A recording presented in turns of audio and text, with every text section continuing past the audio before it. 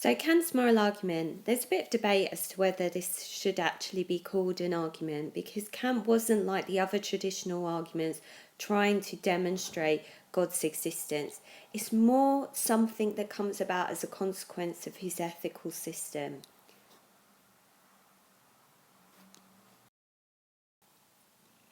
So as I just said, it's not strictly speaking an argument like the others. So he wasn't trying to set out to demonstrate that the existence of God was coherent or made sense like the other philosophers that we've looked at. Instead, God becomes a postulate of practical reason. That's a real key phrase to learn for your exam. And what he means by postulate is something that you put forward. And what he means is that when we think about morality, when we understand ethics, that using our experience of ethics and of morality, God becomes part of that. It becomes part of something that we have to point towards. Now, Kant actually rejects all of the other arguments. So if you look at the ontological argument, he clearly criticises it. He also criticises the other ones because he disagrees with the methods that they use. And he doesn't like the idea that they're making God necessary by using what he calls theoretical reason. And what that means is that we're just using our mind alone, whereas he advocated practical reason, and that's using your mind but also experience. Kant also argues that we have an innate moral awareness. And so I've got a quotation there that you can use. Two things fill the mind with ever new and increasing admiration and awe, the starry heavens above me and the moral law within me. So remember, with quotations, you don't have to know them word by word, but you can paraphrase them. And so, as you would have explored with your ethics teacher, you would have looked about this idea of the categorical imperative and Kant's three postulates of morality. So 3 things he puts forward as a result of our experience of being moral. God, that we are free, and that we must be immortal. And so these 3 things are needed for the objective moral law and his whole ethical system to make sense. What we're concerned with on the philosophy side is the reason why God becomes a postulate, practical reason, as a consequence of his ethical system. Now, something to keep in mind for this argument and Kant's idea is his idea that ought implies can. And this is really key. If you don't remember this part, it's really difficult to explain this argument.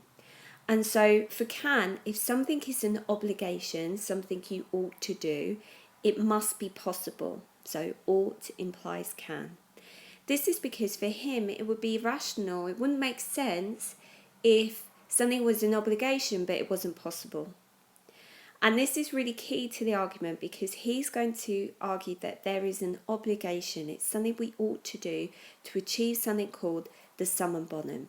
And the summum bonum is what he defines as perfect virtue crowned with perfect happiness.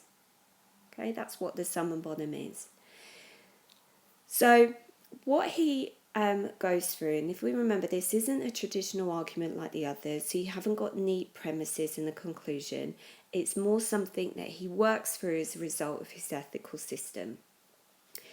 So he says, duty, we ought to do it and therefore we can do it, and so it's possible. And we should be, our ethical actions should be governed by the categorical imperative rather than the hypothetical imperative. Now he says it kind of makes sense, it's rational to suppose that if you are virtuous, so you do your duty, that you would also be happy.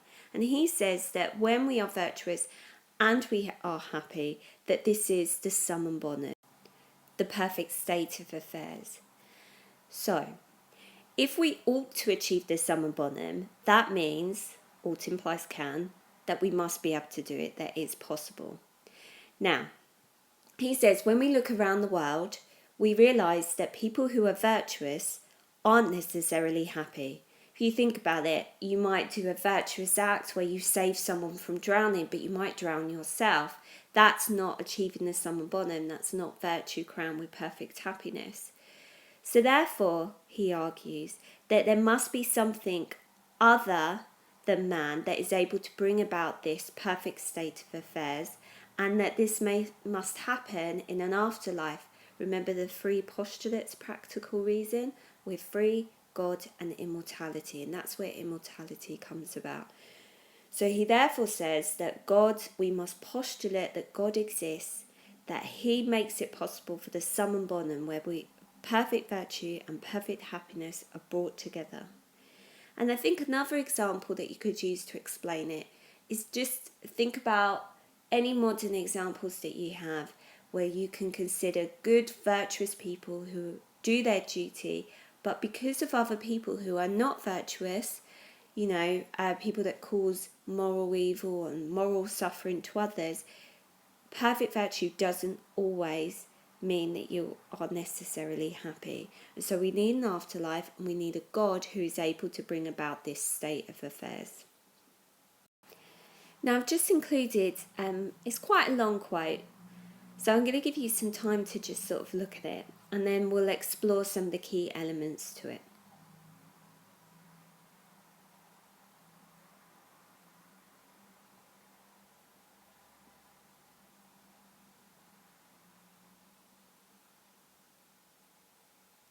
So the first thing I want to pick out is if we look at the first part of it, we ought to endeavour to promote the summum bonum, which therefore must be possible. And this part is talking about that ought implies can. So we ought to endeavour to promote, to achieve the summum bonum, therefore it must be possible. And so therefore what he says, for this to happen, the existence of a cause of all nature distinct from nature itself and containing the principle of this connection, that's the connection between the summum bonum, namely the exact harmony of happiness with morality, that is the summum bonum, is also postulated. Therefore the summum bonum is possible in the world only the supposition of supreme being. So we need for happiness and morality to come together, there must be a supreme being.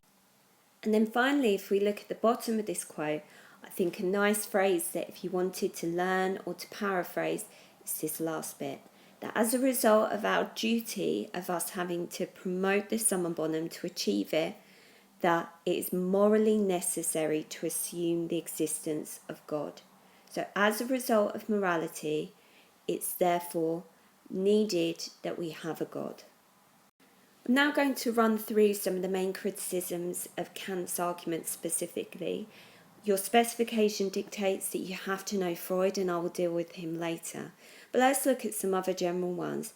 So Brian Davies criticises this assumption that ought implies can. And instead he actually argues that, first of all, why does something which is an obligation that you ought to do, does it necessarily mean it has to be possible?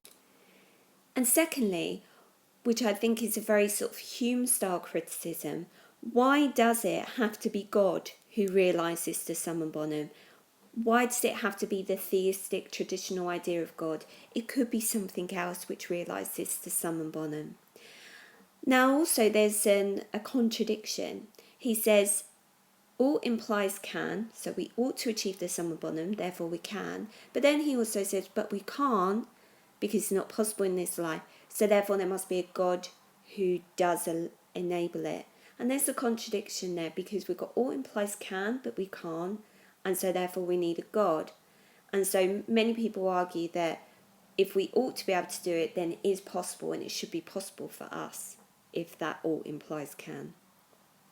Now, Kant also argues, and you would have studied this in ethics, that morality isn't teleological. It's not driven towards a purpose or an end result. That is deontological. It is about performing your duty. However, some people have argued, has he not actually made it teleological by saying that the perfect state of affairs is when you are virtuous but also crowned with happiness? Is that not sort of an end result, a sort of goal of morality?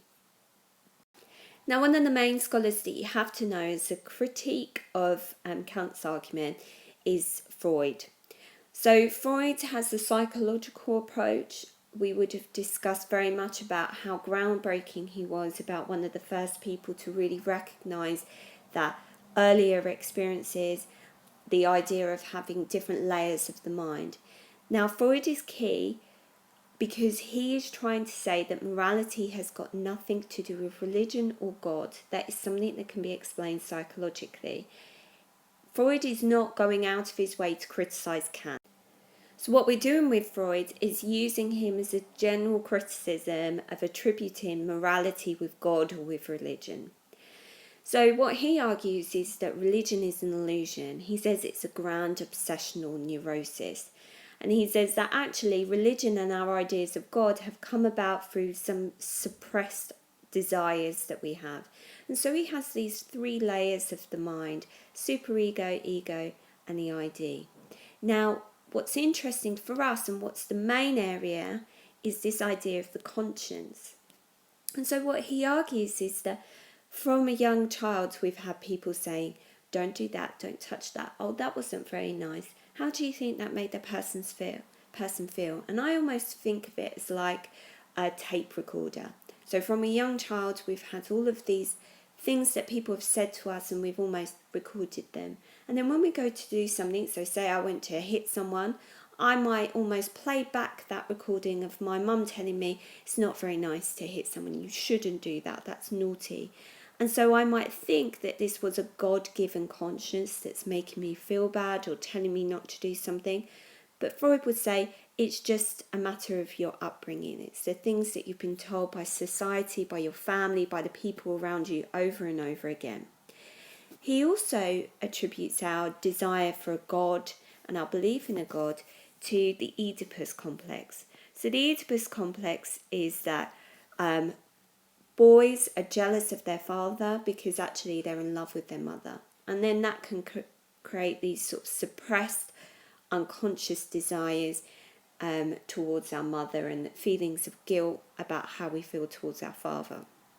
Now he says that the father figure of God comes about as our repressed, bad kind of guilt feelings towards the way that we feel towards our fathers, that we almost overcompensate for that on a huge scale and project this onto the ultimate father figure of God. So what he's doing is that two ways.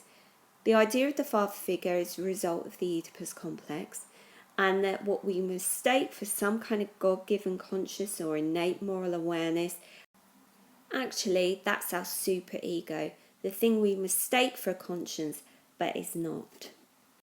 Now it's important to remember that Freud has been criticised. Some of the key criticisms surround the lack of evidence. Some people have argued that Freud put out a theory and then tried to find evidence, rather than basing it as a scientist would do, where you look at the evidence and then you create a theory. And that's one of the key issues with him. I'm now going to run through some general criticisms of just generally linking the idea of morality with God and religion. So what we have from James Rachels is that he doesn't actually think that believing in God and believing in religion and submitting yourself actually leads to any kind of freedom. Really, if I am completely committed to a God and he is my object of worship, I lose my freedom. And if I'm not truly free to act and to make decisions because of maybe fear or commitment to this God, then therefore I'm not a free moral agent, and he thinks that that's wrong.